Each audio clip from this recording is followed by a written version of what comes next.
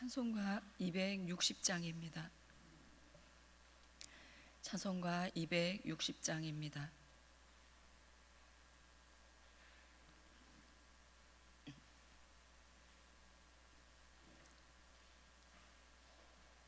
우리를 죄에서 구하시려 주 예수 십자가 지셨으니 기쁘게 부르세 할렐루야. 나 구원 얻었네. 찬송하세 찬송하세 주님 나를 구하셨네. 찬송하세 찬송하세 주가 구원하셨네. 우리를 주께서 구했으니 이전에 행하던 악한 일과 추하고 더러운 모든 죄를 온전히 버렸네. 찬송하세 찬송하세 주님 나를 구하셨네. 찬송하세 찬송하세 주가 구원하셨네. 나 지금 죄에서 사함받아 거룩한 백성이 되었으니 이 육신 장막을 벗을 때도 겁날 것 없겠네. 찬송하세 찬송하세 주님 나를 구하셨네. 찬송하세 찬송하세 주가 구원하셨네. 우리가 이 세상 떠날 때에 예수의 손목을 굳게 잡고 영원히 즐거운 천국에서 주와 함께 살겠네. 찬송하세 찬송하세 주님 나를 구하셨네. 찬송하세 찬송하세 주가 구원하셨네. 아멘. 사도행전 10장 1절에서 16절 말씀입니다. 사도행전 10장 1절에서 16절 말씀 교독하시고 마지막 절 함께 읽겠습니다. 가이사랴에 고넬료라 하는 사람이 있으니 이달리아 부데라 하는 군대의 백부장이라.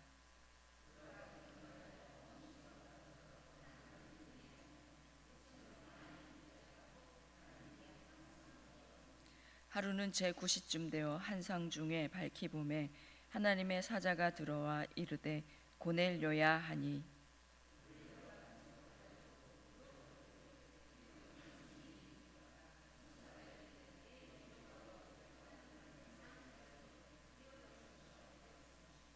내가 지금 사람들을 요바에 보내어 베드로라 하는 시몬을 청하라.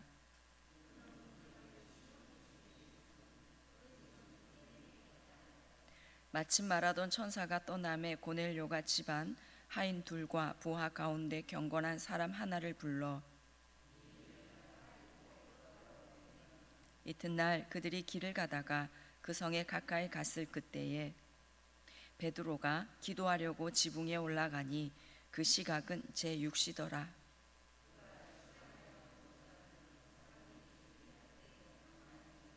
하늘이 열리며 한 그릇이 내려오는 것을 보니 큰 보자기 같고 내 길을 메어 땅에 들이웠더라.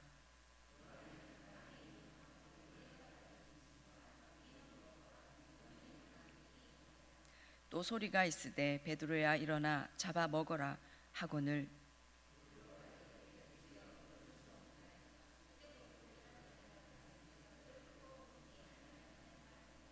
또 두 번째 소리가 있으되 하나님께서 깨끗하게 하신 것을 네가 속되다 하지 말라 하더라.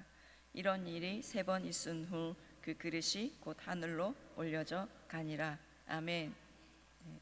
사도행전의 키, 이 열쇠와 같은 구절이 사도행전 1장 8절입니다.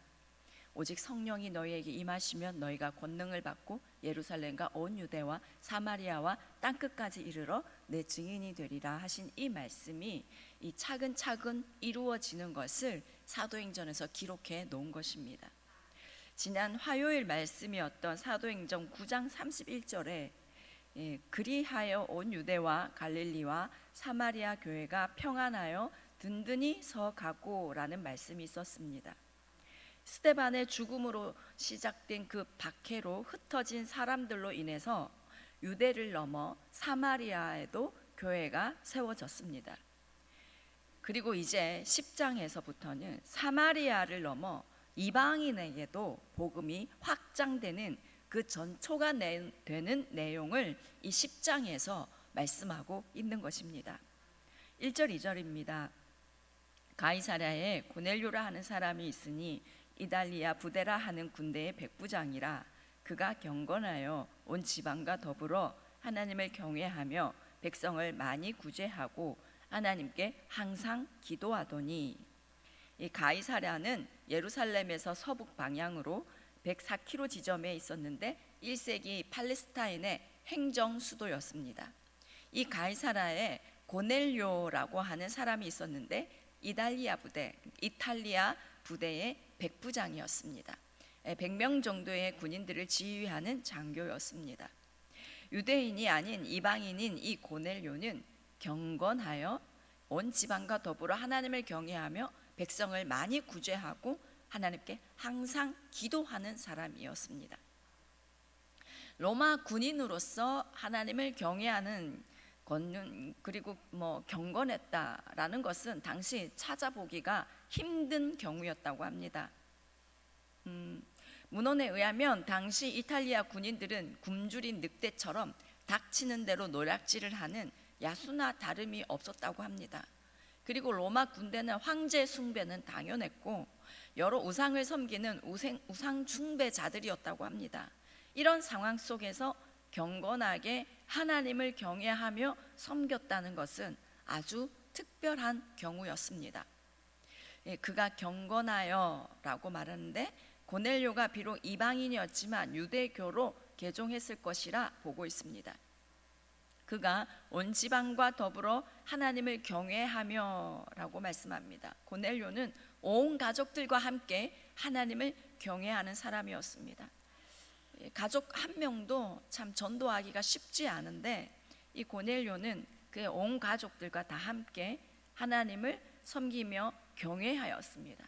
이 경외는 하나님을 너무나 사랑하고 하나님을 너무나 존경해서 하나님을 두려워하고 그 말씀에 순종하는 것이 경외함입니다.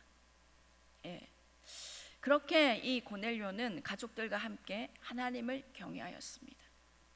또 그의 경건은 삶으로 나타났습니다. 백성을 많이 구제하였습니다. 가난한 사람들을 많이 도왔습니다. 이방인이었던 그가 유대인들을 많이 도왔습니다. 그리고 그는 하나님께 항상 기도하는 사람이었습니다. 3절 4절을 보시겠습니다. 하루는 제9시쯤 되어 환상 중에 밝히 봄에 하나님의 사자가 들어와 이르되 고넬료야 하니 고넬료가 주목하여 보고 두려워 이르되 주여 무슨 일이니까? 천사가 이르되 내 기도와 구제가 하나님 앞에 상달되어 기억하신 바 되었으니. 제9시는 오후 3시를 말합니다. 이 시간은 유대인들의 기도 시간이었습니다. 고넬료가 이 유대인들의 기도 시간을 그대로 지키고 있었던 것입니다. 그리고 그의 기도 중에 환상이 보였습니다. 아나니아도 환상 중에 주님께서 불러서 사울에 대해서 말씀하시고 또 일하게 하셨는데 고넬료도 기도 중에 환상을 보았습니다. 또 오늘 본문의 9절 10절에서도 베드로도 기도하려고 지붕에 올라갔을 때 환상을 보았습니다. 고넬료도 항상 기도하는 사람이었고 베드로도 항상 기도하는 사람이었습니다. 항상 기도하던 그들이 기도 중에 환상을 보았고 하나님의 음성을 들었습니다. 항상 그 시간에 기도하는 그 사람에게 환상도 보이고 주님의 음성도 들리는 것입니다. 항상 기도하는 그 사람이 눈도 열리고 영성도 깊어지는 것입니다. 우리가 매일 새벽을 깨워 이 자리에 나와 기도합니다. 힘든 상황 가운데 나와서 기도하시는 분들도 계실 것입니다. 그런데 우리 생각에 별 변화가 없는 것 같아도 매일 주를 향한 간절한 갈망을 가지고 이 기도의 자리를 지켜낼 때 여러분의 영성은 더 깊어질 것입니다. 여러분의 눈과 귀가 열려서 주님의 음성을 듣게 될 것이고 주님께서 보여주시는 것을 보게 될 것입니다. 오늘도 기도 가운데 성령님께서 우리를 더 열어주시는 그 은혜가 있기를 간절히 축원합니다. 하나님은 이방인을 향한 전도의 문을 여실 때 항상 기도하는, 기도가 몸에 밴 고넬료와 베드로를 사용하신 것입니다.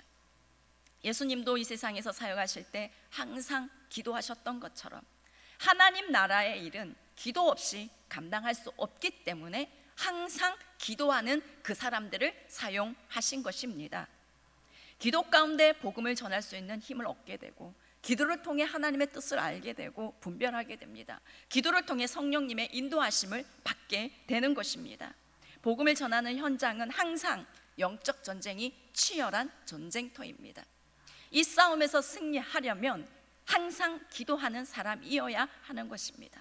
기도할 때 복음의 열매를 맺어서 예수님을 영접하게 되고 믿음을 갖게 되는 것입니다. 요즘 다음 세대 여름 성경학교와 수련회를 열심히 준비하고 있습니다. 중고등부에서는 경기도까지 가는데요, 지난 주일까지 참가자 명단을 본부에 넘겨야 했습니다. 그래서 지난 2주 동안을 수련회 안 가겠다라고 하는 아이들을 위해서 선생님들과 특별 기도 기간으로 정해서 전심으로 기도하였습니다. 그런데 그렇게 기도하니까 하나님께서 안 가겠다라고 하던 그 아이들의 마음을 바꾸어 주시더라고요. 어떤 아이는 안 가겠다라고 했는데 친구까지 데리고 가겠다라고 하는 것을 보면서 한 선생님이 이렇게 말씀하시더라고요. 기도의 능력을 톡톡히 보고 있습니다 라고 말씀하는 것을 들었습니다. 우리 선생님들 그리고 우리 또 사역자들 그리고 우리 다음 세대들을 위해서 이번 여름 사역을 위해서 계속해서 간절히 기도해 주시기 바랍니다. 기도는 어디 가지 않습니다. 성경학교와 수련회 가운데 강력한 성령의 나타나심과 역사가 있도록 모든 아이들이 하나님을 깊이 경험하도록 만나도록 계속해서 기도해 주시기를 부탁드립니다. 4절에 천사가 와서 고넬료에게 내 기도와 구제가 하나님 앞에 상달되어 기억하신 바가 되었다라는 이 말씀처럼 우리의 기도는 하나님 앞에 상달됩니다. 기억하신 바가 되는 줄 믿으시기 바랍니다. 여러분의 기도로 다음 세대가 깨어날 것입니다.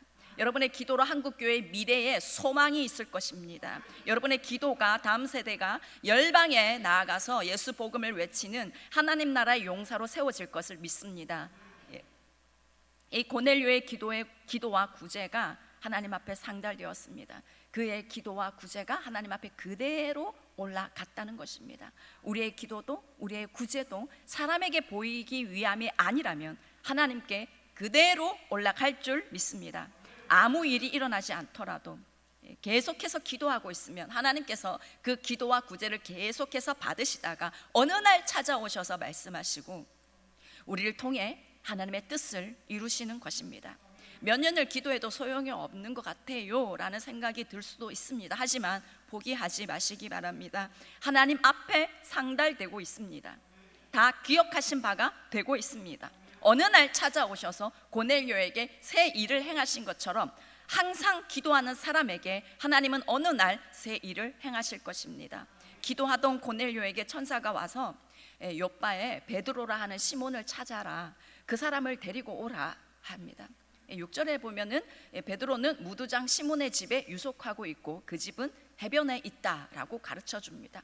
천사가 참 기도하는 이 고넬료에게 얼마나 자세하게 설명해 주는지 보게 됩니다. 우리도 기도를 계속하고 있을 때 하나님께서 찾아오셔서 자세히 가르쳐 주시는 은혜가 있을 줄 믿습니다. 천사가 떠나자 고넬료는 바로 2명의 하인과 경건한 병사 한 사람을 불러서 베드로를 데려오기 위해서 요바로 보냅니다. 이 세 사람이 요바 가까이 갔을 때쯤에 베드로가 기도하려고 지붕에 올라갔습니다. 그리고 환상을 보게 되는데요, 11절부터 13절까지 보시면 하늘이 열리며 한 그릇이 내려오는 것을 보니 큰 보자기 같고 네 길을 메어 땅에 들이웠더라. 그 안에는 땅에 있는 각종 네 발 가진 짐승과 기는 것과 공중에 나는 것들이 있더라. 또 소리가 있을 때 베드로야 일어나 잡아먹어라 하거늘 하늘에서 한 그릇이 내려오는데 그 안에 각종 짐승과 기는 것, 공중의 새들 이런 것들이 있었습니다. 그런데 베드로야 일어나서 잡아먹어라 라는 음성이 들렸습니다. 그러자 베드로가 14절에서 이렇게 말합니다. 베드로가 이르되 주여 그럴 수 없나이다. 속되고 깨끗하지 아니한 것을 내가 결코 먹지 아니하였나이다 한데 하나님은 그것을 잡아 먹어라 하셨는데 베드로는 안 됩니다.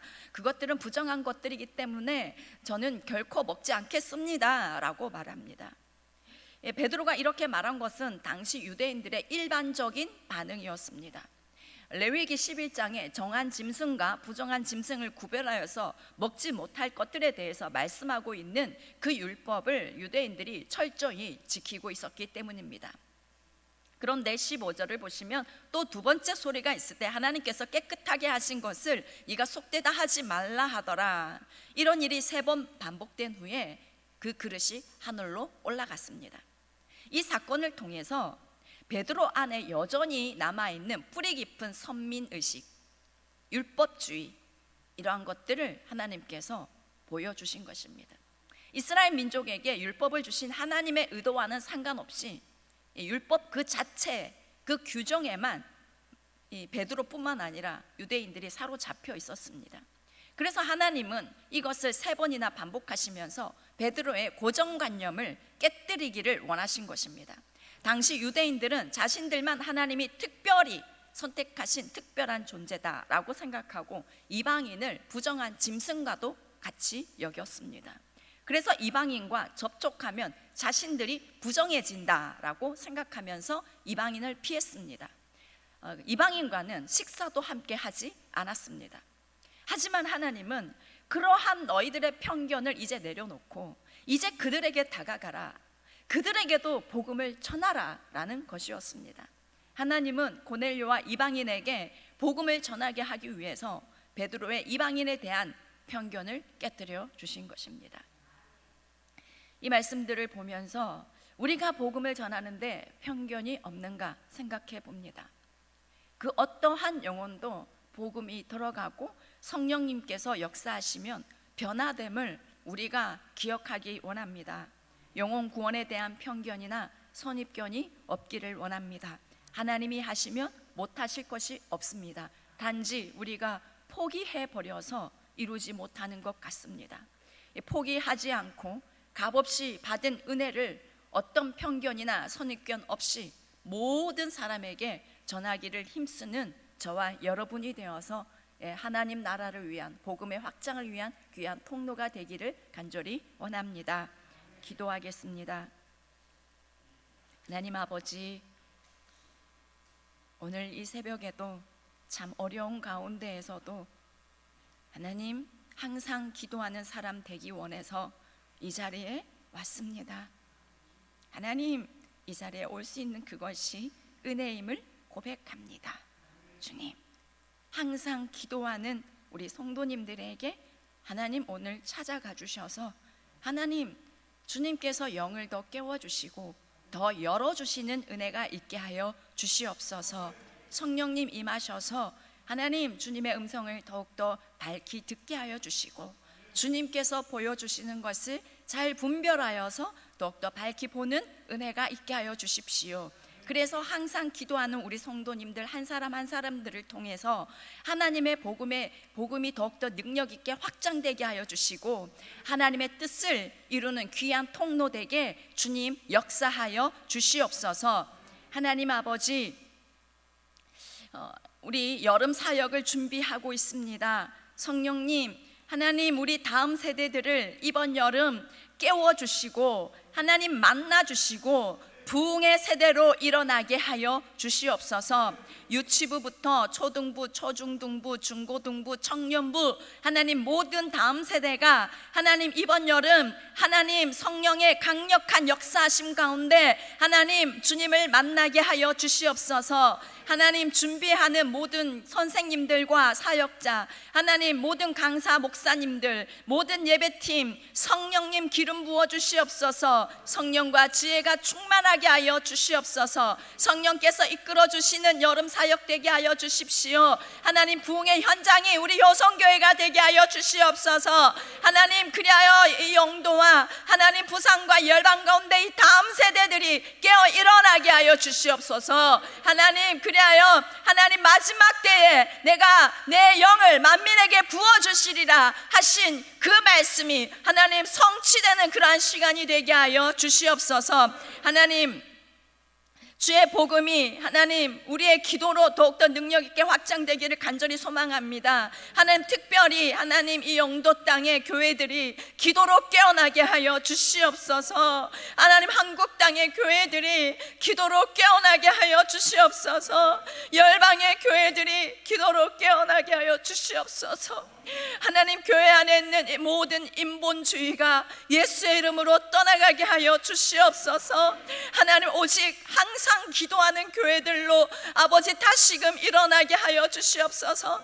기도로 하나님의 뜻을 알고 기도로 정결하게 되며 기도로 하나님 쓰시는 교회들이 되게 해주십시오.